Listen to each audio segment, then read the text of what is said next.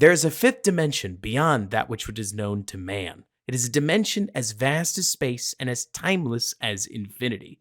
This is the dimension of imagination. It's an area in which we call the Twilight Zone, and the Bears are living in it as they smash the Raiders 30-6 in a game that Nick and I are so stoked to break down. Everything's going great today so far as of about 3 p.m. The Giants win, the Patriots win. We talk about it all on this episode of Bear With Us.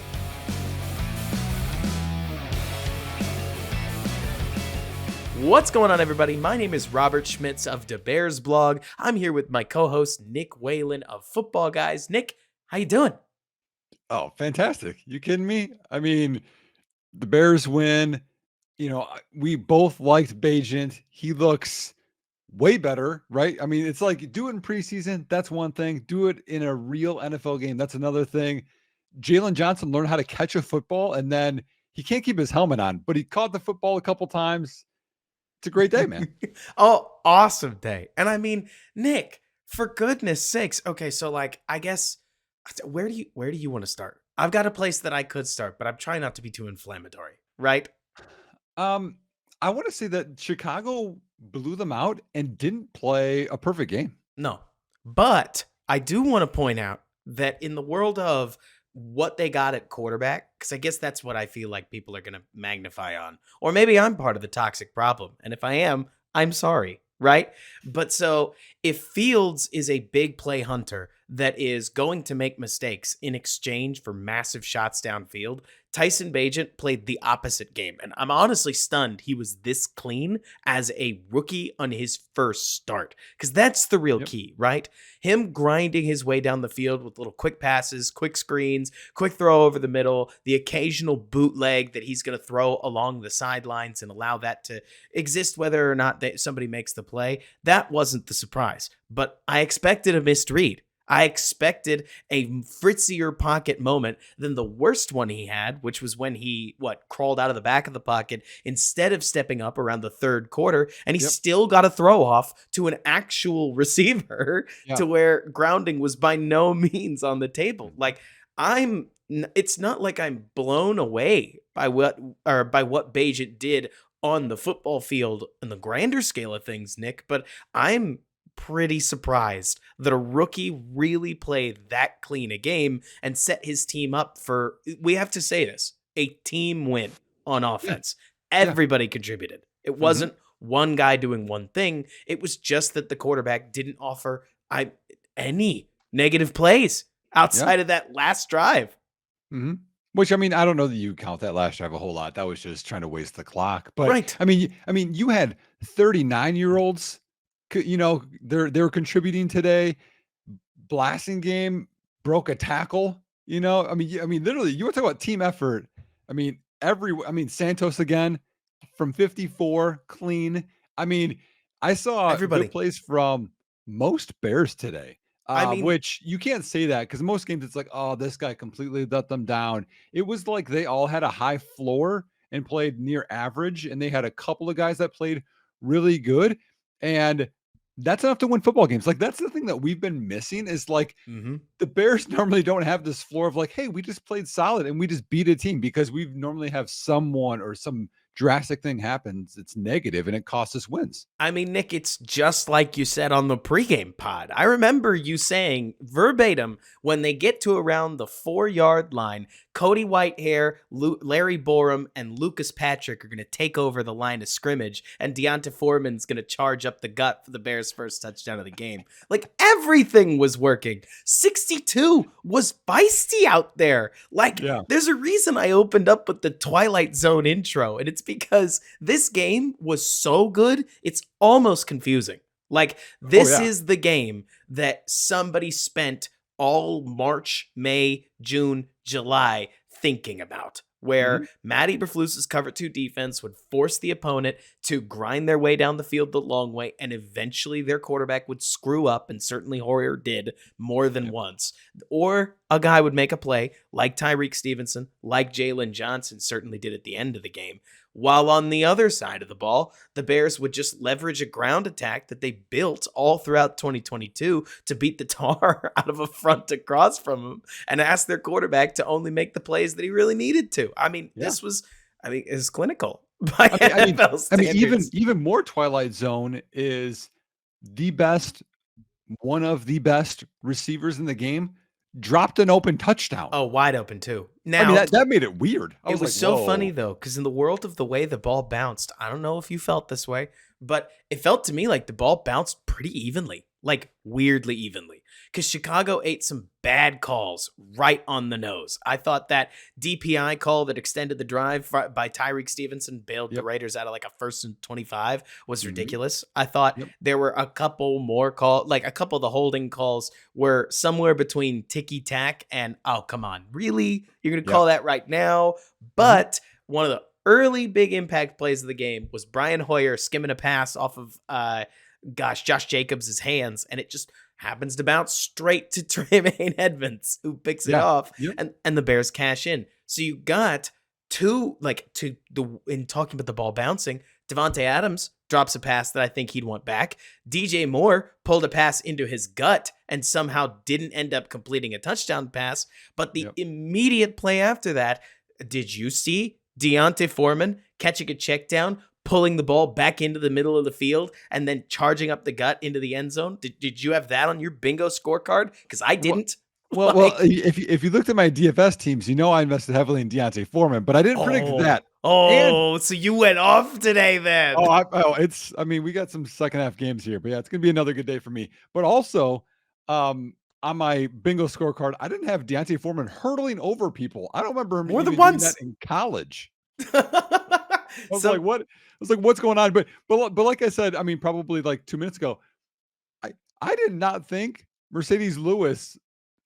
For a minute there, he was going. I was like, "Oh, please score! That'd be so sweet to have a 39-year-old guy get a touchdown." And he fell short. But honestly, aside from probably Larry Borum with a couple of holds and obviously he had some pressures. He probably had the worst game today of a Chicago Bear. Can you think of anyone else? In the world of bad games?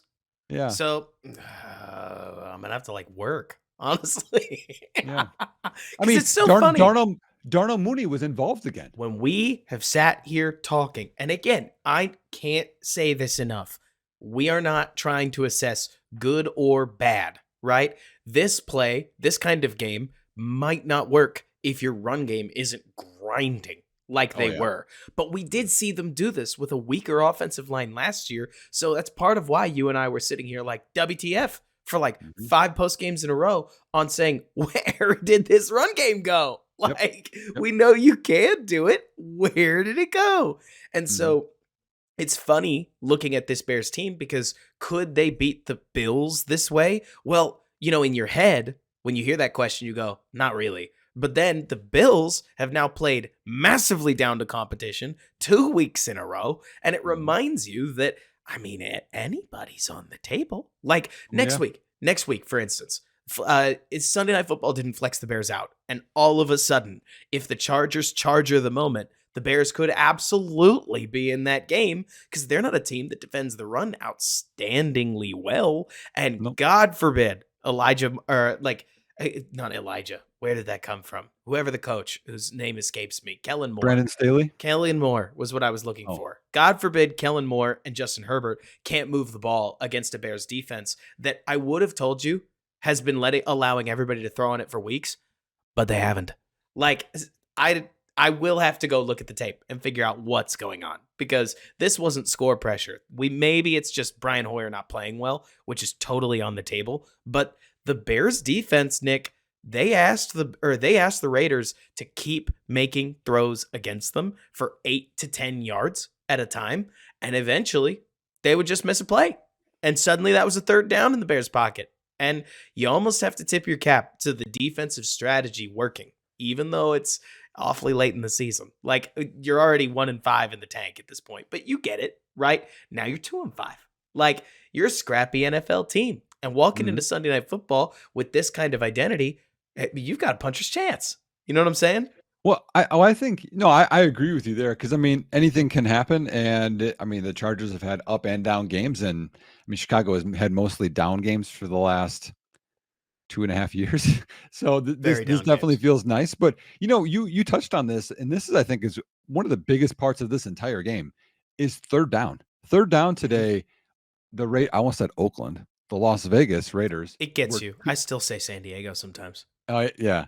Yeah, the Raiders were 2 and 9 on third down, Mhm. and that's including they converted 1 or 2 really late on those drives that didn't really matter anymore, and then Chicago was 8 of 13, including not converting a couple of those late that didn't really matter. Like, you wanna talk about, like, the meat of this game? Mhm. Chicago converted, which led to points, and the Raiders didn't convert, which led to punts. Like, And it that's the ball game. and it's so funny to see it because the biggest third down of the game, I would argue, was Tyson Bagent looking for Darnell Mooney on a deep out. Wasn't there. Looks back into Tyler Scott on the dig over the middle. Finds Yes. Tyler Scott on a 3rd and 7. Moves the chains. Ultimately turns into the Bears' touchdown drive. Mhm. And suddenly they're up 7-0 on a Well, score and that gain confidence for him, play callers, the team, everything. they went 3 and out on their first drive. Like, Yep. you need those. I mean, Mhm. you're the one who's been on his sidelines, but let me just make an assumption and let you talk to me about it. You do need a player to kind of make a play for you once in Yes. a while. And Yes. then that lets everybody breathe, right? Mhm. Because that lets Mhm. you get back to where you want to be on the call sheet, 1st and 10, left side of the hash, or in between the 40s. This is what we're doing against this look. Did we get it? Yes. 7 yards. Like, Mhm. then suddenly you're rolling again, right? Yeah. Yeah. Oh, by that's why, momentum is a thing. I mean, we all played NBA Jam, like he's heating Hmm. up, he's on fire, like all that stuff is real. And especially when you've had some down games in a row, like Chicago has, and you start doubting yourself, doubting your play Yes. calling, doubting your teammates, and you start fighting. Like I've seen all of that on the sideline, on the field. And when you have someone that you believe in, you saw it in the preseason. You saw it, early in this game and throughout this game. It just makes everyone else kind of exhale. And then you're fine. Yep, we can just execute the regular offense. And again, it's a different offense, but I saw a lot of guys not pointing fingers or getting mad on the sidelines. It was just very calm, which is what you want. And it had to be fun because I've always heard it's not an accident, Nick, that every time they let an offensive lineman talk, whether it's Howie Long, whether it's Andrew Whitworth, whether it's any offensive lineman, what was it, Mark Schlereth? Forever, what do they say? They say a 3-letter sentence, or not a 3-letter, 3-word sentence. They say, run the ball, Yep. right? Offensive linemen love to pound the rock. And Mhm. it felt as if the Bears continuing to stick with the ground game because it didn't get off the ground immediately, right? But No. they kept pounding, and that extra 3rd and 7. I really don't want to make too much of a wide open pass over the middle of the field that got converted against the Bears a couple times. Like it's not as if Tyson's pass was otherworldly or something, but it seemed like that pass unlocked a freedom to play that the offensive line then turned into a bullying attitude. And like you're talking about, Oh yeah. from there, the success just fed on more success. I mean, Mhm. Darrington Evans, he somehow ends up running 3.4 yards per carry. It felt like he was ripping off gainer after gainer after gainer when he touched the ball. Maybe he was just suffering from a whole bunch of holding calls. And you got to Well, tip your yeah, he had a 14-yarder call back. That was one of his. Yeah. right. And you have to tip your cap where the cap needs to be tipped. If Tyson Bagent did one thing really well, in my opinion, it's that he had nearly no negative plays. And he had a Yes. lot of opportunities for Mhm. not even just sacks, like incompletions, pressure that turned into a throwaway that he'd click out 2 yards, three Yes. yards. I mean, the guy ends up with a 5.6 average per pass, 29 passing attempts, 162 yards, 1 score. But you're going to be hard pressed to get me to say that Tyson Bagent continuing to basically emulate running downs on passing downs that didn't go according to plan didn't help keep the offense right where they wanted to be. And hey, Mhm. 29 dropbacks with 1 sack. Haven't seen that in an awfully long time. Yeah. Well, I mean, well, there were 2 sacks. They only have him credited. Oh, the second one was Nathan Peterman, for what it's worth.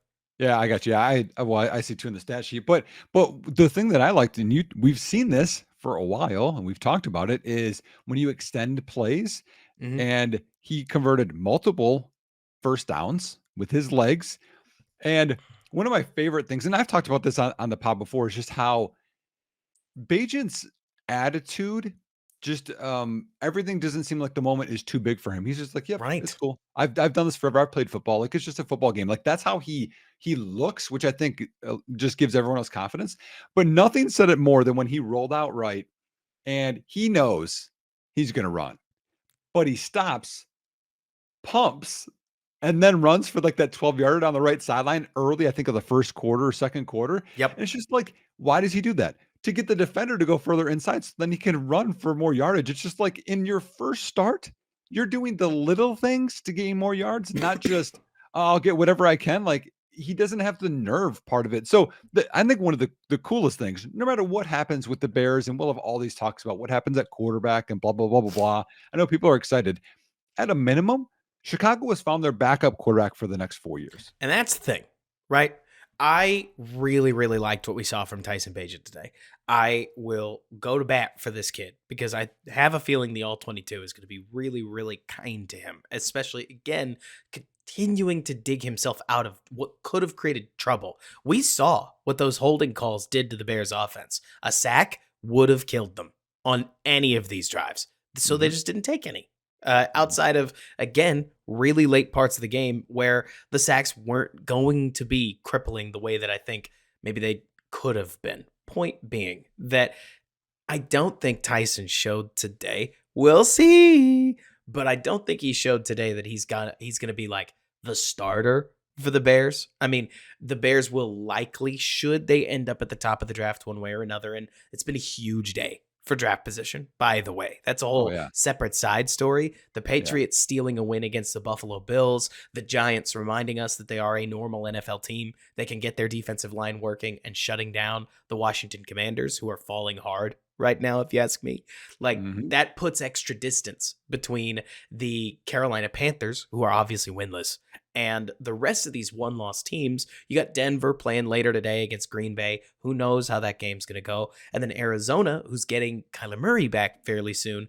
It is still likely that even if the Bears, dare I say it, Nick, string together some competitive games, find their way to the 4-win mark that I did not think was possible, it is very likely, all the same, the Bears will get a really high pick from Carolina unless they show similar moxie coming up. But they're just falling behind in a quick Mhm. way. So if the Bears end up drafting a rookie quarterback that has a higher ceiling than Bagent, Tyson is exactly the kind of guy, based on what we saw today, Yep. that you want behind him. The Mhm. Cooper Rush, right? The Case Keenum, the Taylor Heineke. You know what I'm saying?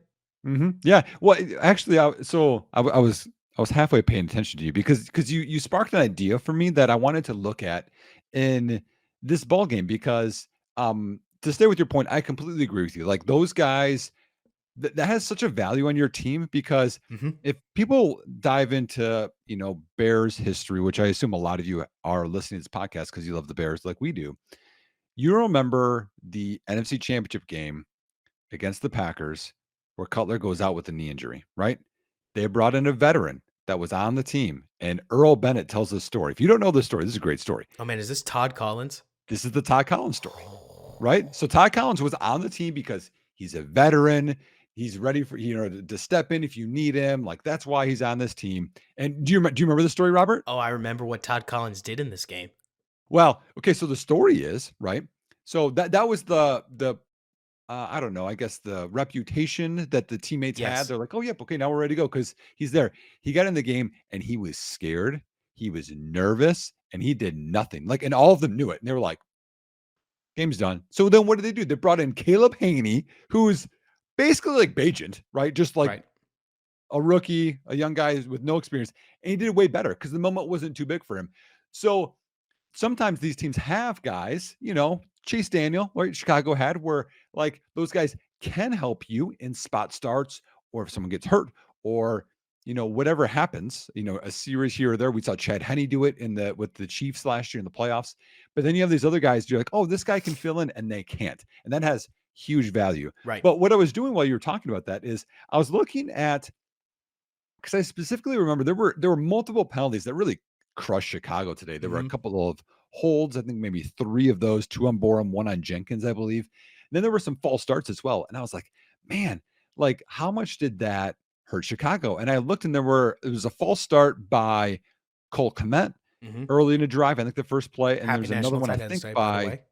yeah, and they overcame both of them. I looked because they still converted, and one was a touchdown drive, another was a field goal drive, which that also adds into this whatever you want to call hype of Tyson Bagent that, oh no, it's 1st and 15. We're a run-based offense right now, but I still can Right. help us convert to stay ahead of the chains and keep this thing going. Because when you don't take negative plays, a 1st and 15, you're like, okay, I'll get a 5-yard completion here, 7-yard completion here, a 5-yard run here, and we're still going to be in a manageable third down. It's not going to be 3rd and 15. Good luck. Right. And I mean, to that exact point, first holding call of the game, Bears fall to 1st and 20. What's the next play? Quick 11-yard slant to Darnell Mooney. Boom. It's 2nd and 9. Yep. You're not on schedule, but especially starting at 1st and 20, yeah, you're happy where you are. Bears end up setting up a 3rd and 6 that they don't get because they go with a screen that just doesn't land. But hey, you're in a decent down and distance here. It's those Did, 3rd and 17s where you throw the white flag up. You know what I did mean? those drive you nuts today? Well, the screens, Yes. they worked sometimes. Like, I mean, Luke Getzey clearly loves himself a screen. Like, I mean, they called a million screens, and they've been calling a million screens with Justin in the first place. Like, yep. I get it. The screen is at times one of the most underrated plays in football because I'm not even playing games. Like, you can get some massive gainers off of just what is basically a dump off pass if you catch Mhm. the defense in the right look. But I'm never going to argue with you, man, that the screens that don't go well are some of the most piteous looking plays in the game. Well, Like, I mean, when I was a coordinator, I used them all the time because that was like an extension of our run game. We couldn't right. run very well inside. So if the numbers and box count was fine, we just threw it.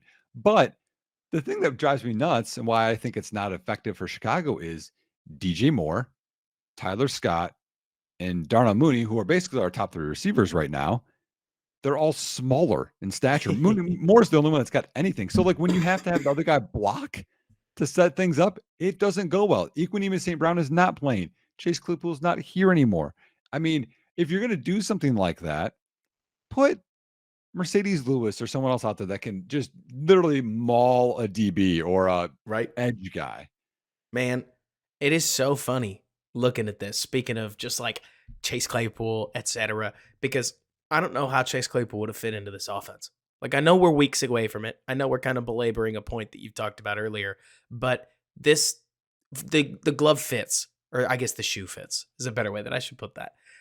It's interesting watching this offense. I don't know how it'll work against a good defense like the Saints, for instance. This is exactly the kind of offensive attack that the Saints would just eat. You have to push the ball downfield against a defense like that because Yep. they'll just push 8 to 9 guys up on the line of scrimmage, beat the tar out of you in press, and make your backup quarterback throw down the field on things like slot fades, deep corners, deep outs, all the stuff that maybe Tyson would rather not throw if he doesn't have to. Mhm. But man, against the Raiders today, awesome stuff. Here's a fun little tidbit. For once, the Bears, the Bears targeted a similar amount of players as the other team. I've actually been following this for a little while. Normally, their targets are pretty focused on specific dudes, but here they get a target, or they get 9 targets as DJ Moore. They get 4 to Darnell Mooney, 5 to Deontay Foreman, 3 to Tyler Scott, who's actually looking pretty fast now Yeah. that he's playing in like alongside a quarterback that I don't want to say knows how to use him. That's not fair. It's more like a quarterback that practiced with him. I Yep. wouldn't blame DJ Moore Trust him. or Yeah. DJ Moore and Justin Fields for developing a connection. I don't hang it on Justin Fields that he prefers DJ Moore and Darnell Mooney to Tyler Scott. But all the same, the cojones it takes to check like to a wide receiver run on 3rd and 1 and Mhm. then to get it the way Scott did. Ooh, I'm excited. Yep. Go continuing. Mercedes Lewis gets 3. Darrington Evans gets 3. Blazing Game gets 3. Valus Jones got a target. And then Travis Homer gets one that he, near on fumbled. that was a nasty play. Oh But boy. Yeah. all the same, it was just funny seeing what you'd swear is the entire skills core roster, except Tanyan, get involved. And also Cole Kmet, who goes targetless today. I don't know why. Yeah, that was interesting. Yeah. But Then you look at the penalty situation too, which was not in Chicago's favor. Like they got the turnovers, right? They got 3, mhm, but they had 110 yards in penalties. And again, the pass interference was a big one, but they still had 110. The Raiders had 15 yards in penalties. right. The Like ball that's a didn't huge discrepancy. the referee flags did not favor them. It's No. like, especially because I I think of football as a game that I almost wish had some kind of objective. You know how a UFC fight ends the moment that the referee decides that it's over. You Yeah. know what I'm talking about? Mhm. I There's no way you could do this in a game like football, but I almost wish the same thing could apply because the moment Jalen Johnson took that pass back the other way, the game was over. Right. And within that, on up through Jalen's big play, it was 1-0 in the turnover battle, and penalties massively favored Vegas. So, how Mhm. much is a turnover that turns into a touchdown worth?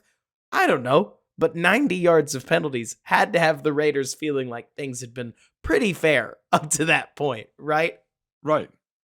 It's funny seeing just the game shook out, I would argue, in a very neutral way. But Chicago just continued to make plays. And I can't help but wonder how Darnell Wright looked against Max Crosby. Certainly Yeah. Crosby didn't seem like he was just devastating him on the other Mhm. side of the edge. Crosby Mhm. started complaining about holds. Man, that's been Darnell Wright's entire season. Like the guy has what, 35-inch arms? I haven't checked recently, so I can't remember. Maybe you can check while I talk here. But one Sure. of my favorite things about Wright is that he's got what you'd swear is like a 20-pound weight within each of his punches. And so when he puts his head down or when he puts his foot wrong and an edge rusher beats him around the edge, I know you've seen this, Nick, he'll just stick his right arm out, punch the guy in their, usually like their right shoulder, push them back just a little bit further than they want to be, and let them take that little bit longer around the edge. So this is interesting. So arm length is 33 and 3/4. Is it seriously? Yeah, which is 33rd percentile. And then this one's even more interesting. Hand size, which I know a lot of people care more about with pass catchers or quarterbacks. It's 9 inches, which is in the first percentile. Darnell Wright has short arms and small hands? I mean, I think anything above 33 is good, Oh, right? I know. That's the I'm Peter just Skoronski thing. surprised because he Yeah. makes his arms look incredibly Well, long he on he's tape. also a massive man. So maybe it's like his body's so big, his arms, you're like, oh, Maybe yeah. it's also partially that, so if Braxton Jones just poked his hand out and punched the edge rusher across from him, the edge rusher would like walk through his arm. I mean, Braxton would be like a risk to break his hand if he tried that. Whereas Darnell can legitimately, with no base at all, just push the guy and create an extra half second of pocket time. It's awesome. And yeah, So by the way, Braxton Jones's arms, really long. 35 and 3/8 inches, 92nd percentile. His hand size, 10 and a quarter, which is 70th percentile. There So you we go. very different tackles. Both are 6'5". Wright's obviously thicker, And but yeah. that power, I mean, again, haven't watched the tape, so I can't say for sure, but one sack on 30 attempts from Tyson Bagent kept the offense moving. And Yep. I focusing on sacks makes it sound like it's a quarterback comparison thing. That's not really the point that I'm trying to make, as It much as to point back, Nick, and say, I wonder how much some of this stuff has been undoing the Bears offense. It's hard to tell because you're going to get a game plan that's tailored around the starting quarterback. They're literally not going to try this offense with Justin Fields. Not exactly the same way, right? well, I see a couple of things that this helps. So, I mean, staying ahead of the chains is the sack thing. I mean, that's a lot what you're talking about Washington struggling. I mean, Sam Howell's on like record pace for sacks in the Killed him season. today. Killed Yeah, him today. he had 6, 7, 8 today, something like that. Um, so that's one thing. The other thing too, that when you stay ahead of the chains, you keep, converting first downs, you keep, having sustained drives, you keep your defense fresh. And so, I mean, I did this study. Remember, like the amount of points that your defense allows or your team allows has such a huge, I know that sounds stupid, like duh, but has a huge impact on record. I mean, in the what was that, 20 times the Bears defense or team allowed 24 or more points on 20 of Justin Fields starts, he's 0-20. But like Trevor Lawrence is 2-18 in the same like area. So it's and on those 20 games for Fields, it was average of 33 points allowed. We look today, 12 points allowed. What helps with that? Time of possession. They had the ball for 34 minutes. Mm-hmm. And I mean, and also they didn't really play defense for like the last like 4 minutes. They were just like, okay, we're far back, catch it, tackle, catch it. Like it could have been even more. And so when you do that, it allows, and again, this is crazy, Justin Jones to get a sack, them to get like some kind of pressure. Ripped through too. And again, another game against the, and now again, they're haven't been doing it well this year, but last year, the NFL rushing champion, the entire team averaged 2.8 yards per carry in Chicago. And like early in the year, people were like, well, running backs can do great against Chicago. Well, that's because Aaron Jones had 2 long receptions. But like in terms of rushing, Chicago's been pretty stout. And we heard about Brian Robinson, right? He had a good start to the season. The Bears shut him down. And so when you are not on the field that long, you have more energy to make tackles and you can really stop drives and make those third longs, which the Bears defense did better against. Yep. It's been bizarre watching this defense come into its own, because I can't tell you, to be honest with you, Nick, what the I have to tip the cap.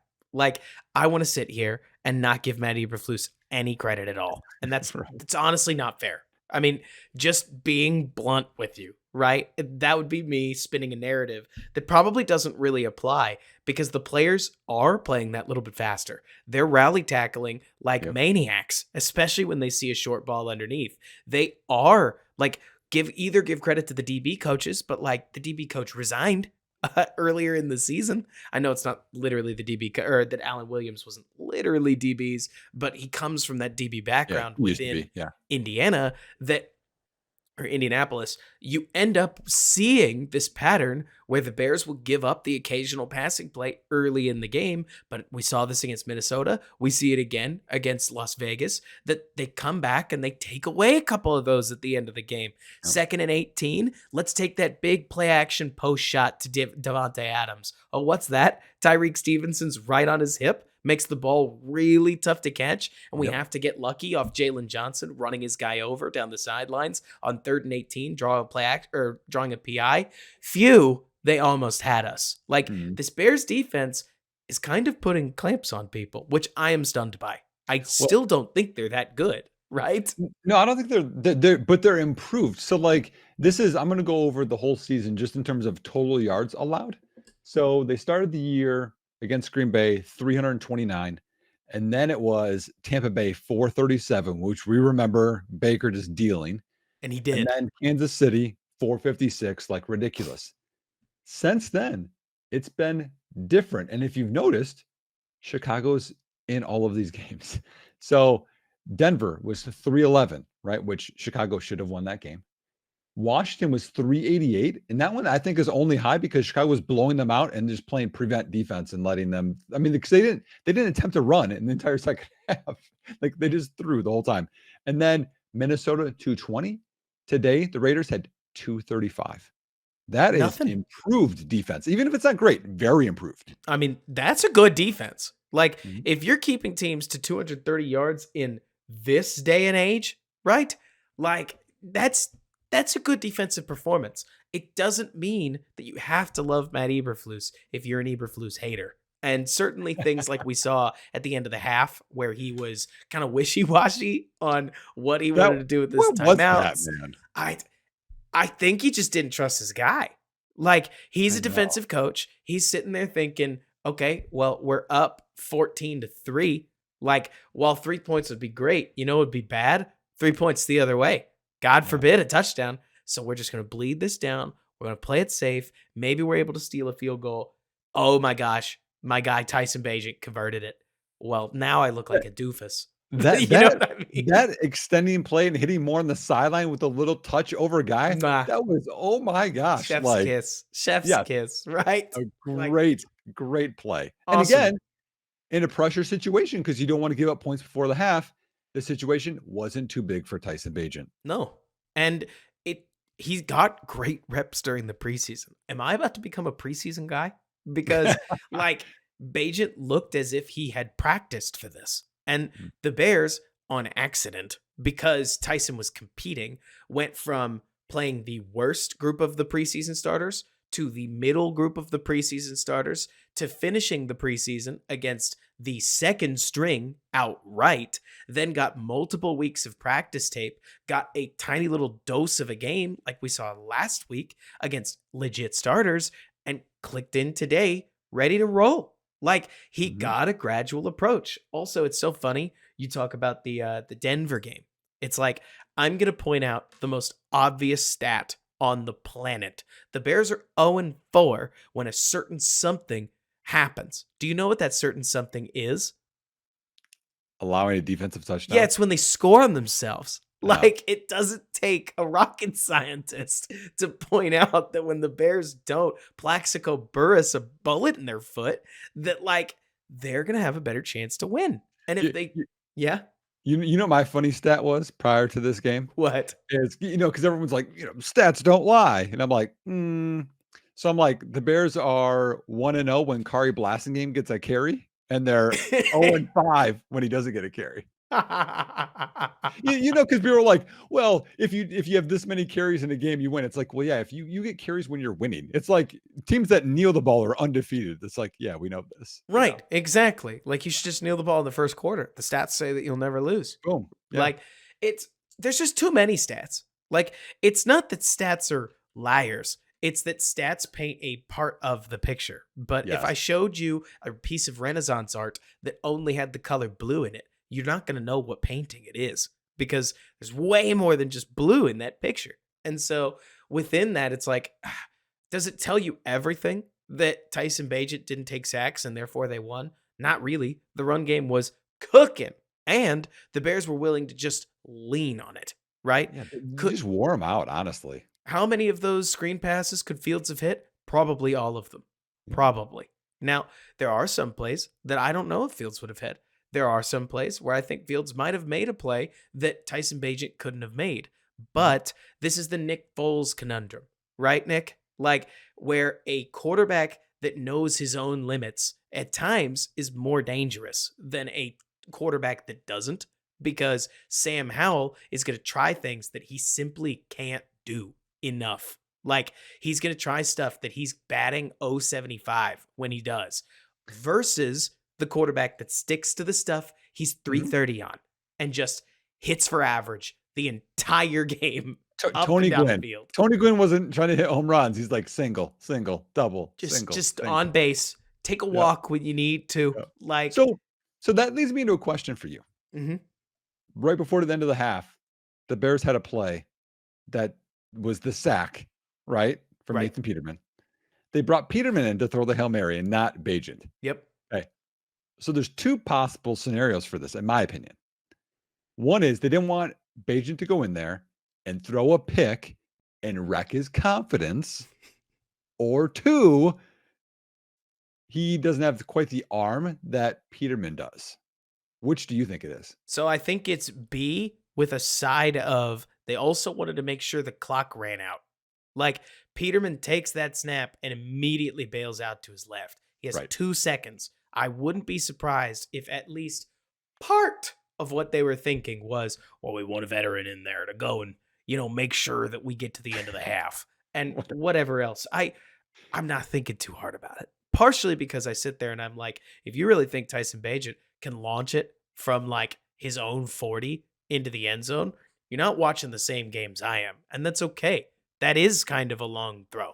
And okay, let's have that conversation. Because there's two different parts of this, okay? Right. Being able to throw the ball 60 yards, Tyson Bagent can do that, okay? So should be able to. But in an NFL game? I am not a great, I was a backup quarterback, I'm a quarterback coach, whatever. The best throw I think I've had with the wind, Robert, like one of those days, is like 58. And I'm a nobody. You know what I mean? So like sure. An NFL quarterback, a record setter in college. I mean, you want to talk about even like Kellen Moore? Remember Kellen Moore, how Yes. bad his arm was? Yes. He could throw it at least 50 yards. So like he could get it there, but the other conversation is getting that arc, that high end. I mean, that takes some different arm strength, which I get. So I And don't to know your the answer. I point, just thought it was an interesting decision. And to your point, if the ball does just sort of die on him, spits down at the 10-yard line, and then a defensive back runs up and picks it off, like you're literally talking about a punt return situation, but worse Right. because the only people that you have back defending it are offensive linemen Yes. and your quarterback, for crying out loud. Right. I get it. Look, I know that we live in a hyper aggressive NFL. I like to think I'm hyper aggressive and want to play the same way that Kansas City and Buffalo at times and Miami and San Francisco are playing. That is not our head coach. That is not our offense. And against that Raiders team, I didn't actually have any issue with saying we're up 2 scores. Like, don't do something dumb that's going to let them in the game. You know I what I wanted mean? him to try because at that point, everything he's proven to you has been trust me. Totally. And he's I would have and he said in trusted the him press conference. sooner. By the Right. time we got to the 4th down, 2 seconds left, I'm sort of going, we didn't get it. You know what I mean? Yeah. Like, I Well, even that sneak, how just smart was his sneak of like, I'm right. gonna stop and go around and then get through and get it. I was like, everything he does is impressive right now. Oh, yeah. And I mean, it helps that it all worked, right? Like he checks to that 3rd and 1 to Tyler Scott, and Max Crosby gets in the backfield and blows the play up. And we're all saying, like, rookie moment. You know what I mean? And like for crying out loud, last night, completely unrelated, Caleb Williams on a 2-point conversion, I think it was, or I think it was a 2-point conversion anyways, pulls the ball back to throw it to an open receiver. No, it wasn't, was it? And the ball just pops out of his hand. I don't know if you saw I this. didn't watch all of the games. I just saw some highlights. Point being that like sometimes dumb stuff happens to quarterbacks, right? Sometimes Mhm. it's their fault. Sometimes it isn't.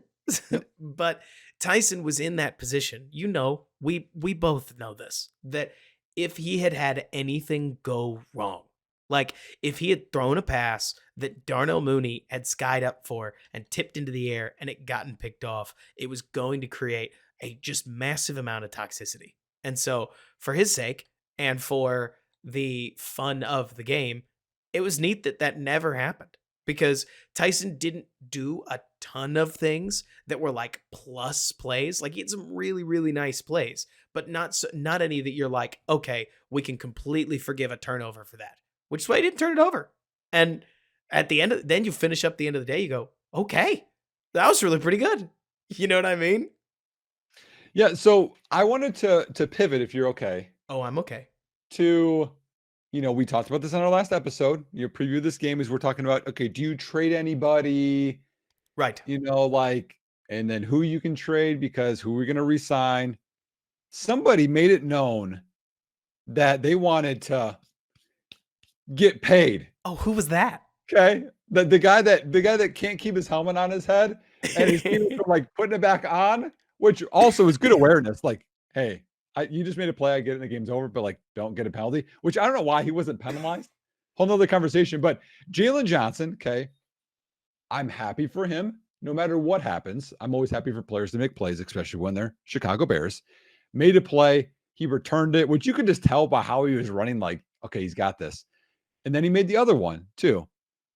So does that change anything for whether you pay him? That's question one. And then I have another one. So I want to hear what you think about that one. It never did. I've always been team pay Jalen. I just assume the Bears don't want to for whatever reason. And I've also begged the question on whether Jalen Johnson wants to be a Chicago Bear. Like, Yep. there are some guys where they're going to say, nah, I don't want to play for you. And I don't know if Jalen and the Bears are in that position. And I understand that there are plenty of people that are worried about health when it comes to Jalen Johnson. Yep. I'm not as worried as I think some others are, because while it sucks that you got a corner with a problematic shoulder, you're Mhm. also seeing corners all across the league struggle to stay healthy because it turns out being big and playing long is hard over a Yeah. long stretch of time. But Nick, assuming that the Bears aren't going to pay him, which is a big assumption, that may very well happen. Man, what an advertisement.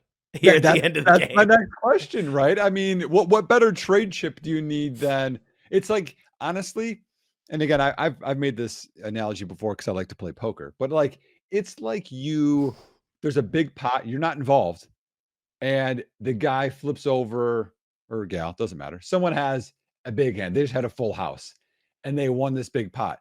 The next time you're in a hand with them, you're just like, I don't know. Like that. It's not mathematically right. You know what I Right. mean? You Right. can't But now mathematically it's there. So justify now all that of a sudden feeling. you're like, he just had a big game. Let's forget the first 2.5 years of his career, but he just had a big game. Has he Now it's found valuable. it though? Is Yeah, what you yeah. sit there We and can just say. take that game and make that his whole repertoire, I like mean, whatever. especially because there are so many of these teams out there. Like Dallas. let's take Dallas, let's take Miami, let's take Buffalo, right? Buffalo, They yeah. all three of these teams, but especially Dallas and especially Buffalo, they run very similar 4-3 base defenses to what the Bears run.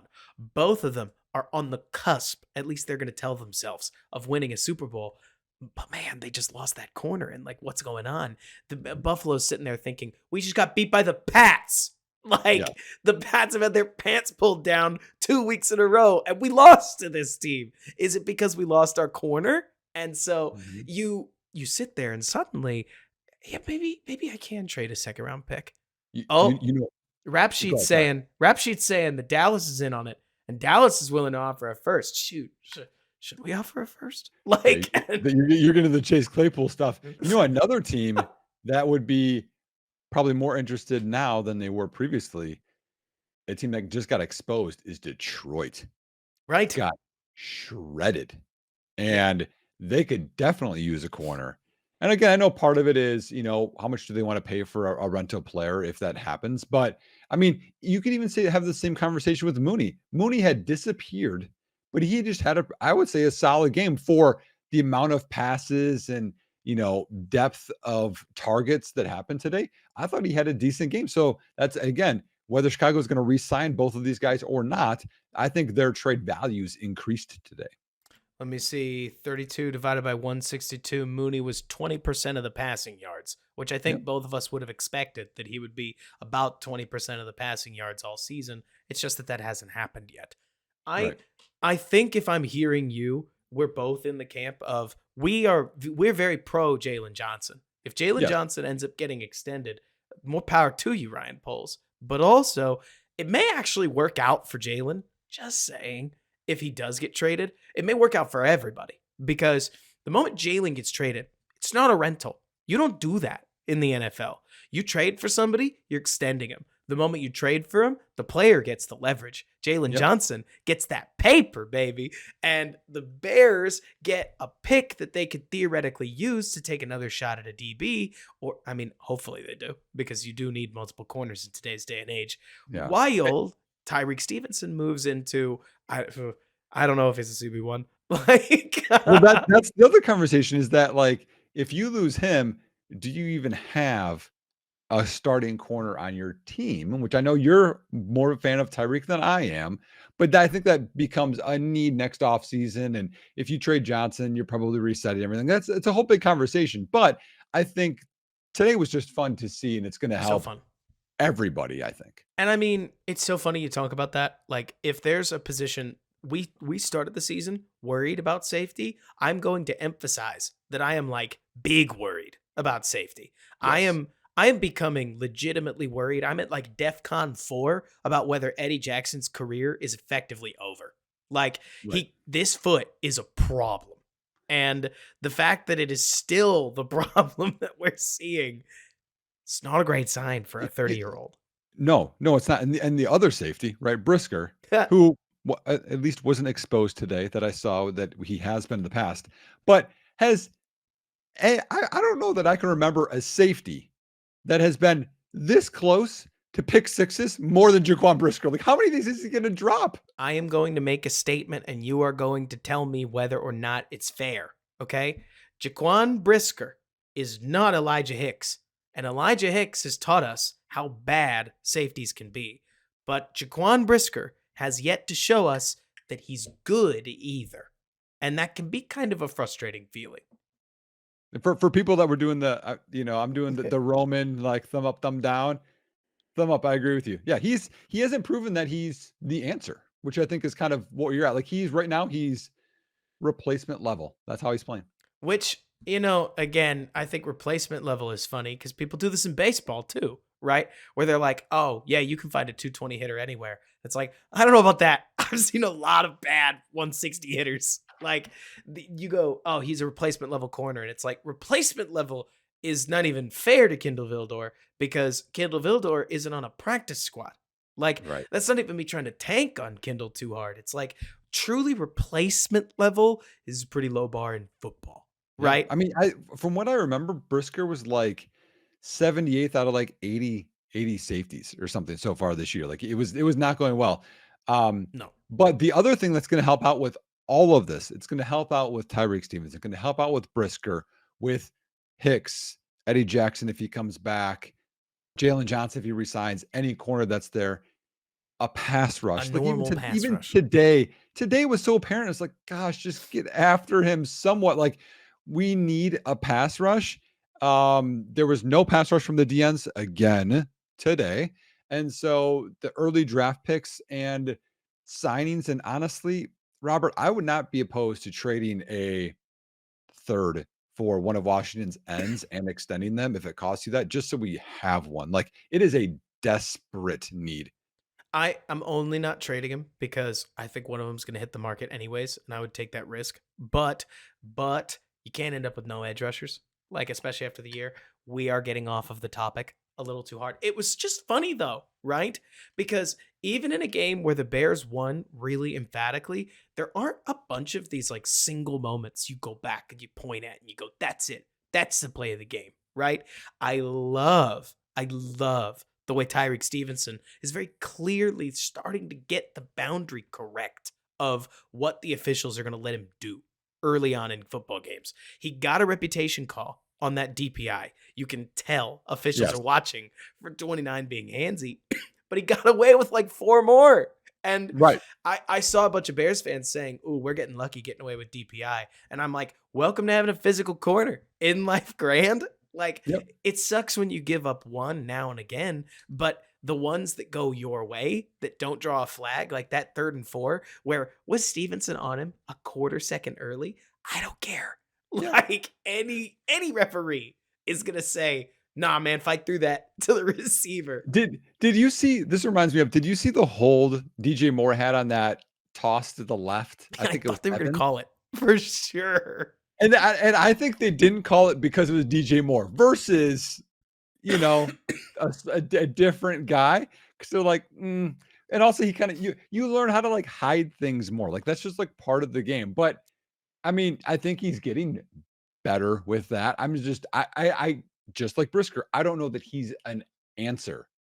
So I like what I'm seeing so far, mostly because you got to remember that rookie Jalen Johnson had tons of these moments himself. Like, Yeah. Oh yeah. two rookie corners have not seen it all. Like, you need a season of Devontae Adams smoking you, like on that option route that we saw, because you saw the same thing I did, Nick. Devontae Adams fainted the same slant he's run his entire life. And he's gotten open on that slant his entire life, converted it into a fade. And man, oh man, did he beat 29 clean. Yeah. What's Yeah. the lesson we take from this? Well, we probably can't just let him come to us. We have to go collision him. We have to Yep. go collision him. And if not, we're going to step in and then make sure that we're ready with our recovery step to drop back and keep at least some level of pace. Another Mhm. play that I think is funny when it comes to Tyreek Stevenson is the early play that Tyreek had with Jacoby Myers, the second third down conversion, or the second third down failure, I should say, where Hoyer threw a back shoulder ball, which traditionally is the quarterback's way of saying, you look covered, so I'm going to throw it out here. Yep. Jacoby didn't think he was covered. Jacoby No. thought he had his guy. And Mhm. I will credit 29 with the most like understated, it's not really a credit to you, but way to be competitive enough in the play where even when you lose, you were part of creating a miscommunication. Yeah. You're Yeah. not Yeah. going to catch that break every time. But Stevenson, to me, a bad corner looks like what we've seen with Emmanuel Forbes so far. Nearly unplayable. Yeah, yeah. A good rookie corner is taking back downs now and again, and Mhm. we're not getting Mike Evans every week. And going up against a guy like Devontae Adams, because Matt, Matt Eberflus, my guy, we are letting them free release their best receiver on a rookie corner whenever they want to. Are we sure? Like, defensively speaking, are we sure this is the path to success? But the results are holding right now. Right. So Right. It's you know, one thing that I remember from the game that bothered me as well would be there were multiple plays, and this is speaking about Tremaine Edmonds, and I saw one from Jaquan Brisker, and this is just one of my big annoyances as a and I've coached DBs too a lot of my life, is when you wait for the ball carrier ugh, and then you just like hug them and you fall down versus going and meeting them.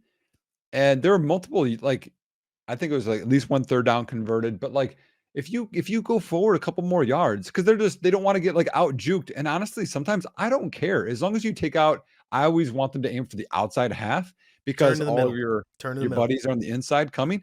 You just limit more big plays, and when you just catch guys, you're going to allow more yardage. And and with Edmonds, I feel like that's just kind of how he is. He's just more of that coverage linebacker anyway.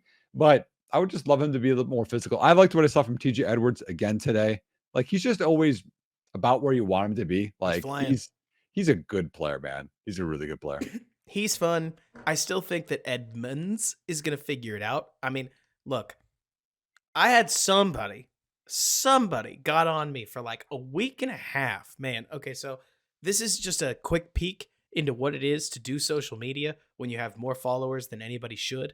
Um, Uh, like that's not even like a brag. It's more like you get above, honestly, like 2,000, and honestly, the followers can be kind of, kind of a good thing and a bad thing, right? Because Tremaine Edmonds, I remember calling a boom or bust signing at the time. We are seeing the boom, we are seeing the bust because when it works, it looks awesome. When mhm. it doesn't work, that's $18 million. If TJ Edwards in any setting didn't work out, we would get over it. You know what Yes. I mean? Like, Yes. that's a $6-ish million contract. Yeah, You can move whatever. on. You can Yep. move on. Right. Mhm. But $18 million kind of needs to be a defensive superstar. And the Yes. fact that you keep bringing up his linebacker pair over him, it's kind of intrinsically not so great. That Yes. said, Tremaine Edmonds has, I still think, done a I like what he does against play action, where he's one of the only linebackers. I can't tell if it's coaching. I can't tell if it's like just instinct, but he just won't play the run. Like he opts out of playing the rundown. And as silly as it sounds, because as a football coach, I bet you're like, you like that?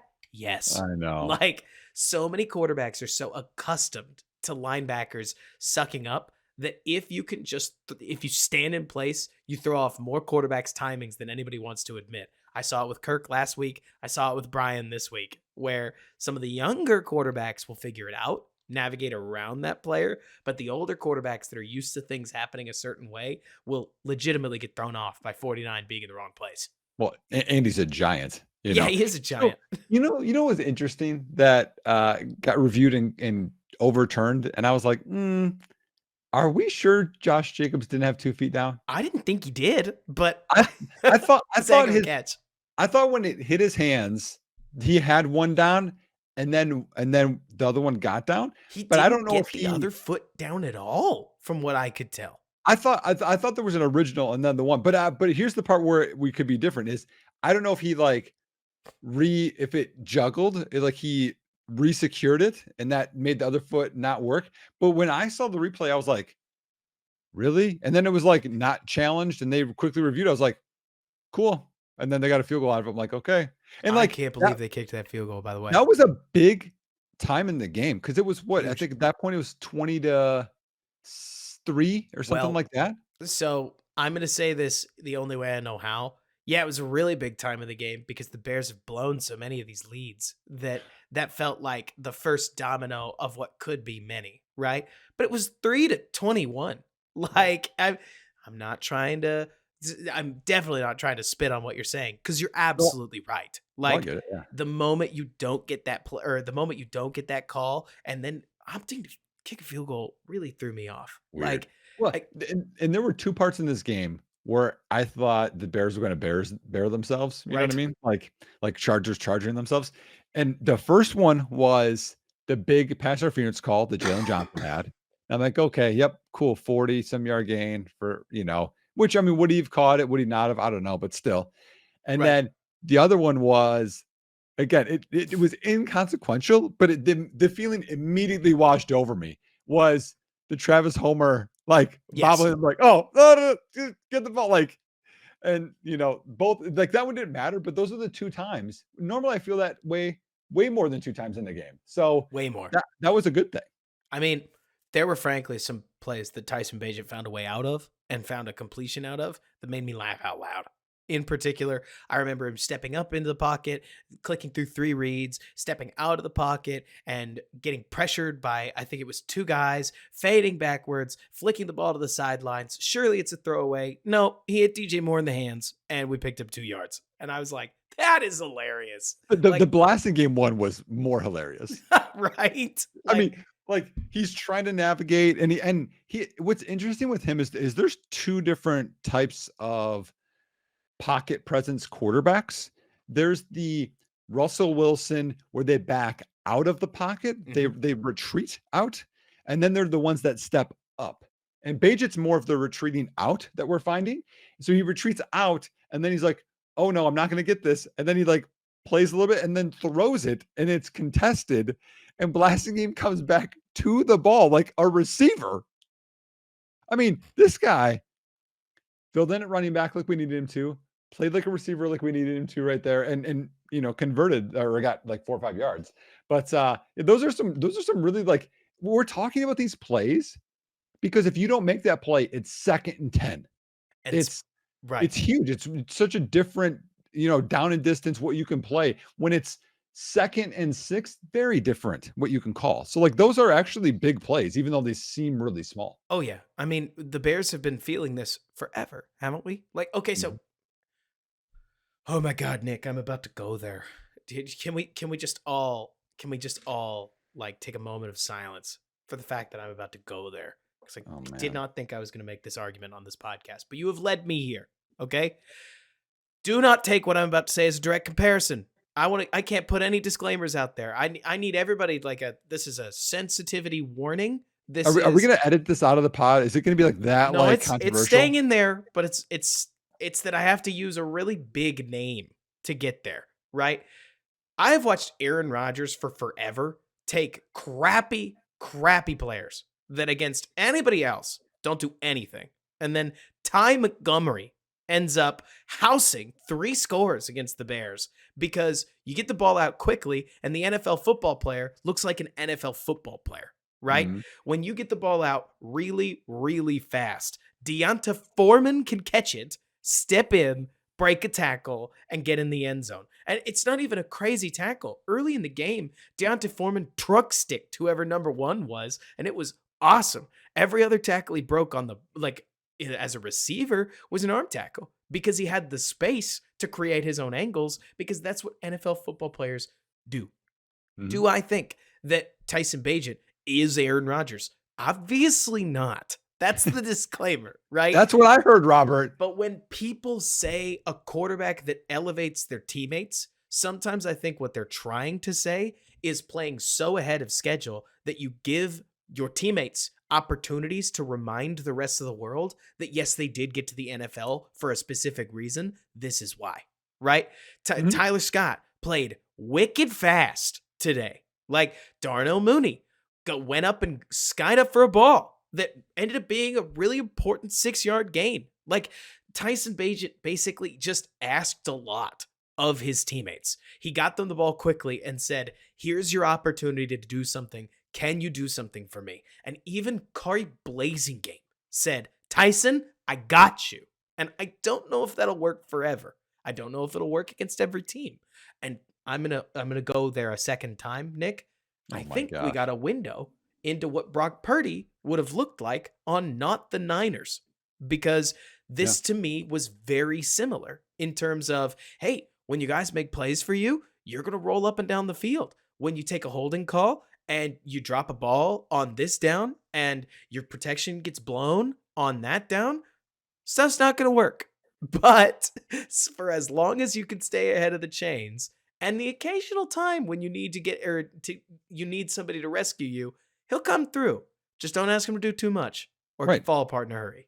Well, and again, we talked about this. I think they could have leaned on him a little bit more down the field. I thought they had too many like training wheels on, but like the training wheels for him isn't like you're looking for the Justin Fields 30-yard shots down the field. It's a very different game as we talked about, but I thought they could have like let him throw over the middle or down the field instead of like wide receiver screens more today. Do we ever get the right amount though? Right? You know what I'm saying? Like the especially for backup style quarterbacks, like they're either going to leave you wanting more or we're going to say, why did we have Tyson Bagent trying to hit 40-yard goes down the sidelines? You Right. know what I mean? I no, I get it. I get it. I'm with you though. Like I would hope that that comes with familiarity, but it seemed like the Bears, kudos to him, just said, "Why would we not do the easy thing?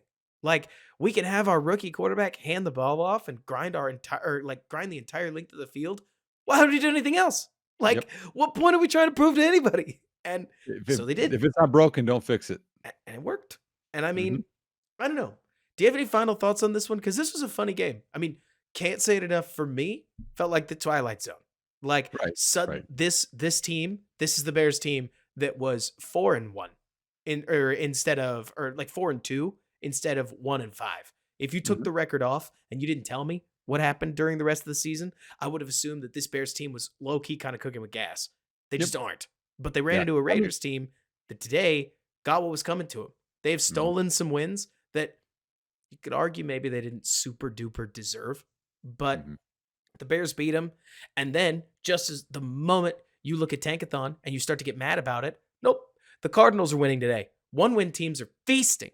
It is an Yep. awesome day for the Panthers to not be playing because something's in the water. And these Well, underdogs well, are better yet, the Broncos are beating Green Bay right now 6-0, which and is and Green Bay looks.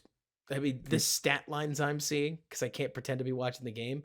They look bad, and it's Jordan loves, there's questions. But my today, final today, a Bears fan wrote the script because not only did the Bears come out Mhm. and pound like their opponents, but did you see the Lions? Like, did you have in your crystal ball the Lions getting body bagged by the Ravens today? Like not in any like honestly like that game for Detroit has felt like Chicago's season before today. That was emphatic, man.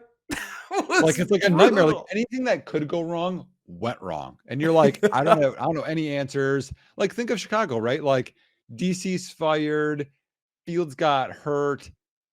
We still have not seen the O line that we set out to see, Nope. from the offseason. We changed it Like, again today. I can't believe it like, worked. I yeah, it can't worked. believe the O line worked. I was shocked too. Like it's just like everything is like that, and today just felt different. Today felt like, yeah, I can see the plan starting to come together. And what makes today hurt more is that last week ended the way that it ended because Mhm. the Bears should have won the game last week and they should have beaten Denver. Like they could be a very different ball club right now, and that's the part that sucks because Now, if one or oh, two of those games goes differently, now all of a sudden you're like, we can wait till Justin comes back and see what we can put together. now, okay. Let me quiz you. Okay, I'm gonna put you on the spot. Ba ba da da da. Like trivia moment. If you got to choose right now, don't keep Matt Eberflus. Right now, it's I need more time. Sure, Which before today, I was out. right. See, I'm still out. To me, I refuse to let I'm trying not to use like a relationship metaphor because that feels too catty, right? Like I'm trying not to let the employee that showed me that they're not a very good employee pretend like they're a good employee for just long enough to get me roped back in, if that makes sense. No, well, here's why though, and we talked about this earlier. The last 4 games on defense have been very different than the first 3. And the first 3 is when we had defensive coordinator got fired and a lot of things are going on. Yep. Now we got like the team, like somewhat of the team that you designed back 100%. off of injuries. I mean, you don't have Eddie Jackson back, but on defense anyway. And it's starting to look like, oh, maybe this could work. And you're totally right. But because of a horrible Denver loss that absolutely should not have happened, and a Vikings loss that absolutely should not have happened, dare I say a Packers loss that absolutely should not have happened. Right. Like, because of that, we're on the wrong end, the deep wrong end of a season that could have been really different. And I'm choosing to see this as Marvin Harrison Jr., potentially, as Ben Johnson, Jim Harbaugh, Shane Waldron, potentially. Jeff Hughes is really high on Jim Harbaugh, so I'm just going to throw his name in there. I have no idea if there's any actual connection, but I know some Bears fans out there love the idea. I've met him before, by the way. Was he cool? So this is okay, a little story time. So for those that don't know, I have a big coaching background. I used to coach actually in college. So when I was at Western Kentucky University, shout out Hilltoppers, Jim's dad coached there, Jack, and then won a national title in 2002. I started there in 2005, which is speaking to my age. But and when Jim got the Stanford job, people remember all that. Mm-hmm. He took our quarterback coach that I was with every day with him to Stanford to be the running backs coach that coached Toby Gerhard. I mean, we're going back years here, right? But anyway, so he's there, and like he knows Western Kentucky. He's been there forever. His dad was there, and so he's there just visiting. And me, I'm young and I'm nervous, and people know I'm Bears fans, and they're like, oh, everyone's like, oh, Jim Harbaugh's here, whatever, and our offensive coordinator is like, who coaches for the Ravens right now.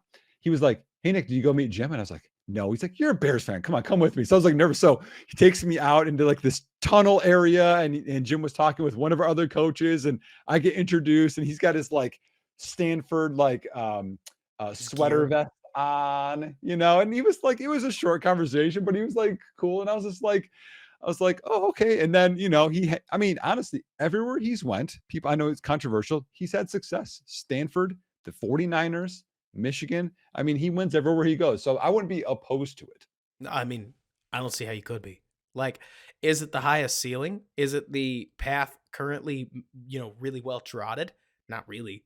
But it would be hard for me to spin Jim Harbaugh as a colossal failure. Like, that seems to me like a great way to probably end up with the Bears in the playoff conversation, though they've got so many resources. And I really do like this. Nick, is the kind of game that leaves me feeling sane for saying I really like the young nucleus of this team.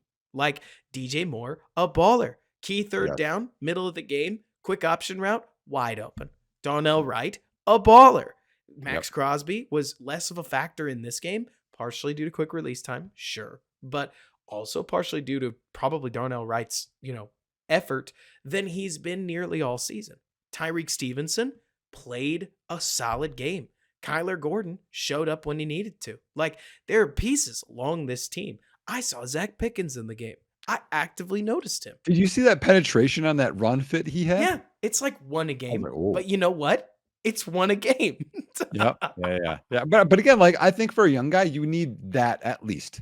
Oh yeah. And then you can build off of that. But you're right. Like there's pieces, and obviously, I mean, when you gut the team, there's going to be time where you need more resources. But like this next offseason, we've talked about it. All the cap space. We talked about this in the last episode. All the cap space you have, you're going to get rid of more of the vets. Cody, probably Eddie, gone. And then the draft picks. It's like, man, you could be reloaded. And it could look real nice for whomever or Matt Eberflus next year.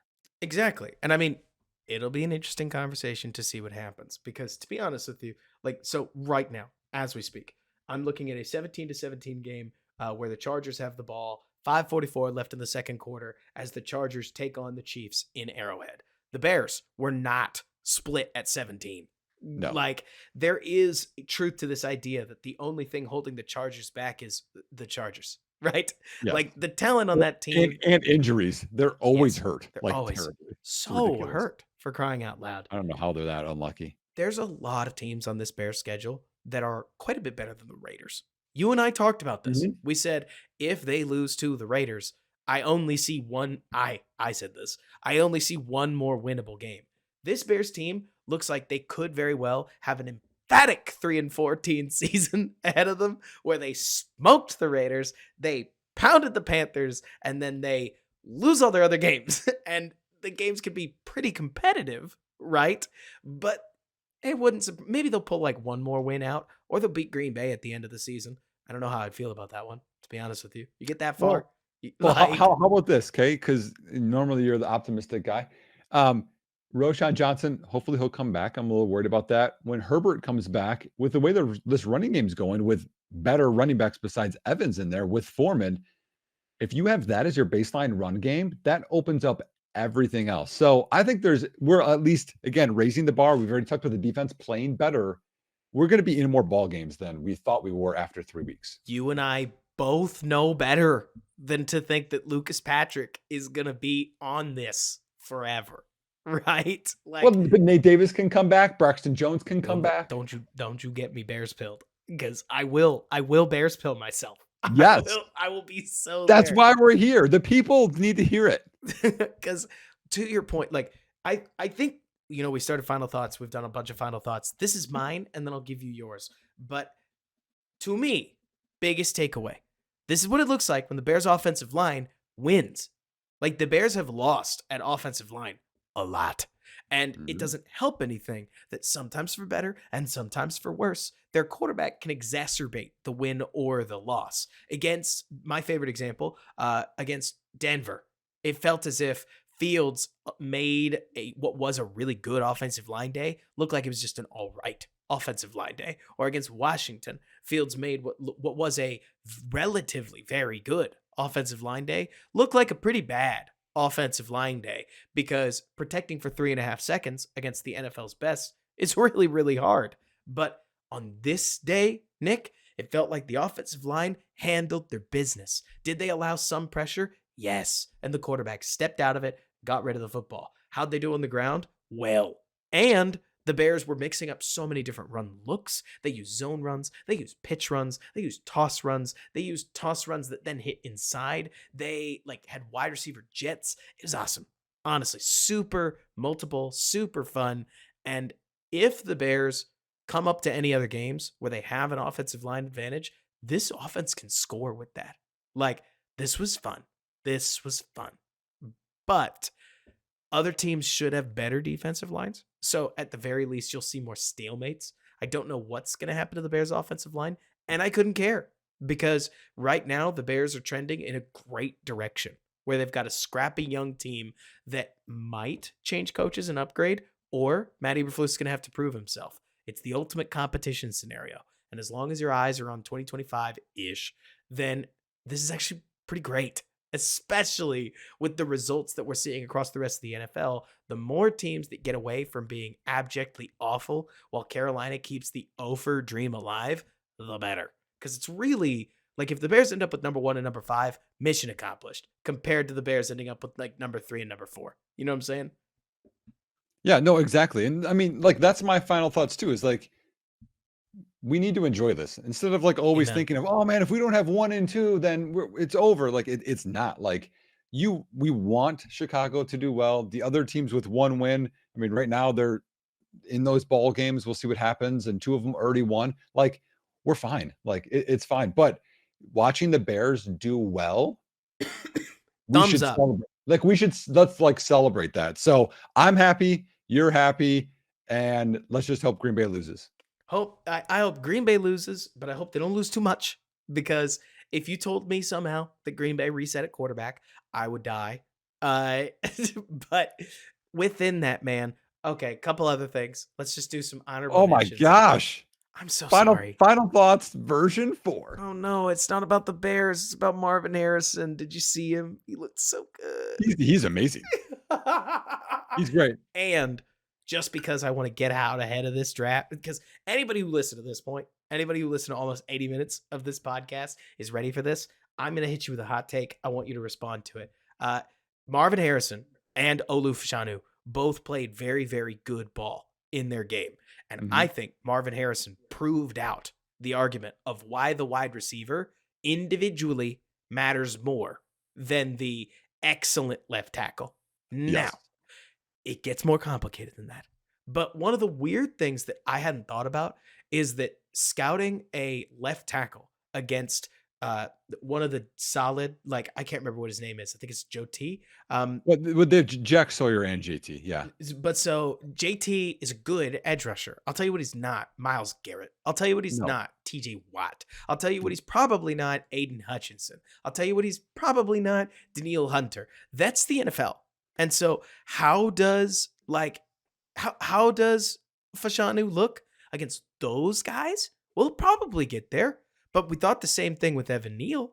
Like it's hard in the NFL. There's a lot of translation questions. And so part of me looks at this, and I hadn't thought about this, Nick, but when I think back at the last couple drafts, basically since John Ross and Laquan Treadwell got drafted, it seems like scouting wide receivers has gotten a lot easier over the last little while. Where the guys that we think are pretty good, especially at the like top 10, top 5 end of the draft, they ended pretty damn good. Am I crazy? Well, I'm just glad you didn't add Kevin White into that conversation, but I did. No. I think part of it is that we're seeing better passing products because of high school 7-on-7 camps. Like, Ooh. the development is getting better. And I mean, where you're leaning is where I'm leaning to, is that the odds of Marvin Harrison busting are a lot lower than any offensive lineman in this draft busting. And if anything, Fashanu yesterday had a good game. Can't say this enough.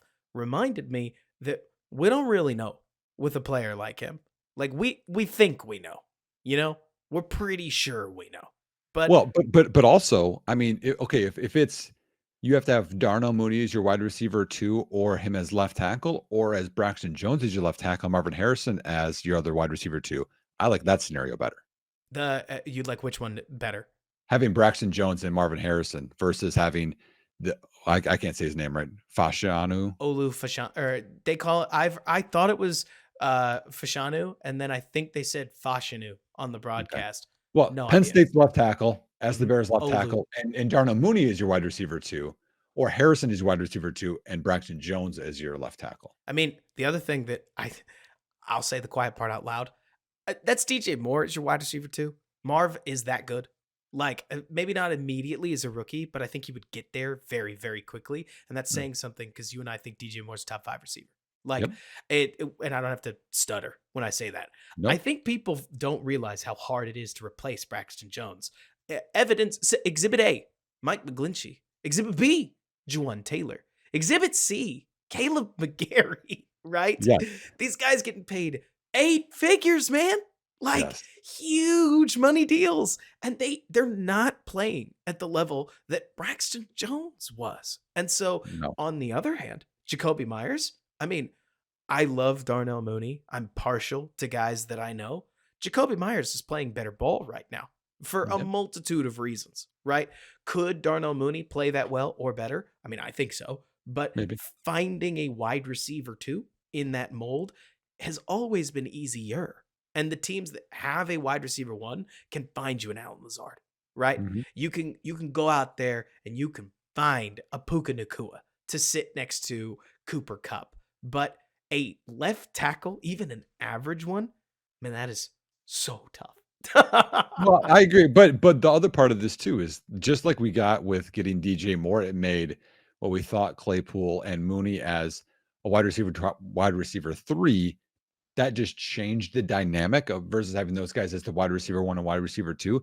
Getting Harrison Yes. as your 1 and Moore as your 2, and whomever is your 3 is just like game and changing. And the good news is that also the Bears aren't Marv or bust. Like this No. is sick wide receiver draft. Oh, have you seen Keon Coleman? Boss. And then He's 6'4". Everyone hasn't seen him. Florida State wide receiver, transfer from Michigan State. 6'4", probably 220, really athletic.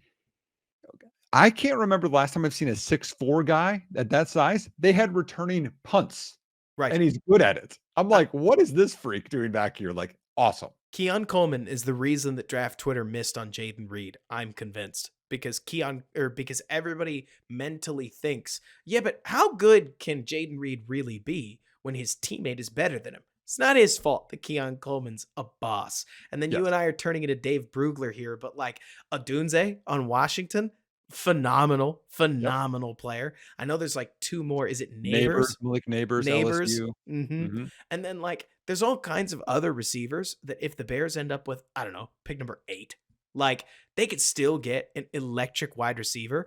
Or if the board favors them, I will entertain taking Joe Alt because there is some fun there. Or maybe that would be one of their edge picks. But we can get there later. Or Brock Bowers. Brock Bowers would be so interesting, but man, look at the tight ends. Like this really bugs me, man. Because I said the same thing at the time. Tight ends and offensive coordinators in the NFL do not gel. Like they do not blend. Like Kyle Pitts is really struggling, even now, to get like properly used compared to what that should be. You know what I'm saying? He had a big catch to set up that win today. That was a psycho catch. But I agree with you. Like, yes. It's more to talk about just the value of the pick. It's not a question of Brock Bowers' talent. It wasn't a question of what's the guy on Buffalo's name? I cannot believe I'm forgetting Dalton Kincaid. Kincaid's not living up, I don't think, to a first round pick status. And it's not his fault. Like that's it. Tight ends just don't get used that often in the NFL. Like the guy that we just saw today, number 87, Michael Mayer. Like he's really good too. But you end up with Cole Kmet being third in the NFL on touchdowns because he was wide open on all of them. Because the Bears, like tight end's just a weird position in the NFL. And while you get some of these matchup nightmares and everybody goes, God, what I would do for Mark Andrews, I agree. But when you try to chase the Mark Andrews dragon, you kind of run down the same path that I've seen guys go for. What was it? Darius Hayward-Bay and John Ross, the big speedster wide receiver. That gets Troy everybody. Williamson. You got tons of them. Like that archetype that just doesn't work. You know what I mean? Like Tavon Austin. If there's one weird theme with tight ends, it's that the guys in the first round tend to get outperformed by the guys later down the draft. And with some guys that I can't wait to see what they do in a couple years, Indianapolis's Will Mallory, Cowboys Luke Schoonmaker. Like I'm not saying that the guys up higher in the draft are dead in the water. I'm more just begging the question. You know what I'm saying? Unlike I get what you're saying. Yeah, I get what you're saying. I mean, plus, we need D-line anyway, so that's exactly. Fine. Do you want to wrap up? Do you have anything else we want to cover? You know, I could keep talking to you, but it's been almost an hour and a half. It's the listeners. I'm thinking of them. We do this for you. We do this for you guys. But so, Nick, great latest episode of the Bear With Us podcast. Folks, if you can drop us a review, 5 stars on whatever platform you have. I see 15 reviews. Let's see if we can't get to 20. DM us what you like about the podcast. DM us what you think we need to change about the podcast. And Nick, before you go, what's some stuff that we can follow throughout the rest of the week? Well, I'm doing decent DFS again. If this blows up, it'll be 3 out of the last 4 weeks that have gone very well. So my contrarian article might be something people should tune into.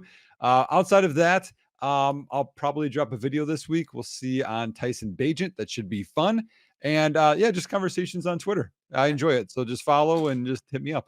Absolutely. And keep an eye out for me every day as we go through the rest of this week on DBB. Keep an eye out for the Tuesday night film breakdown, the next Bear With Us podcast episode coming to you on Thursday morning. And until next time, Bears fans, bear down. And thanks so much for bearing with us.